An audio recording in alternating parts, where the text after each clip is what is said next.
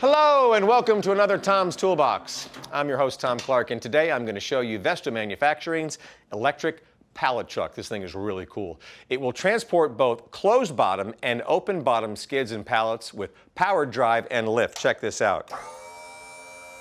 I can crank it up or can lower it. You can't even hear it. This thing is so quiet. It's beautiful. It helps reduce worker fatigue and it also lowers the risk of injury. Now, the electric pallet truck is built with safety in mind. We're all about safety here. You know that.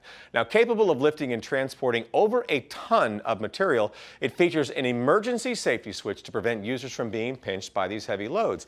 Now, this is the red belly switch right here, and when it's depressed, the unit automatically switches direction until the button is released or after 1.5 seconds have elapsed. Now watch this here. I'm going to go backwards, press the button, and watch it change and go forward. See how that does that right there? An electromagnetic disc brake automatically engages when the user releases the handle, keeping the unit safely in place. I'm going to show you that again. I'm going to come in here pretty hard and I'm going to let go of the handle. Watch what happens. Stopped it right there, so just in case, another great safety feature. Now, the electric pallet truck can be configured with a variety of capacities in both 3,300 pound and 4,500 pounds, and also available are riding platforms to reduce worker strain while using the unit. Just remember, never do this. Never try to lift people. This is so stupid. Yeah, just don't. It's dangerous, okay?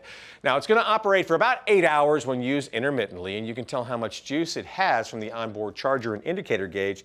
It's right here. I'm good to go. I'm pretty close to the F, so I can use it for quite some time. Well, that about does it for this edition of Tom's Toolbox. Now, we didn't have any PPE on today, but you know what?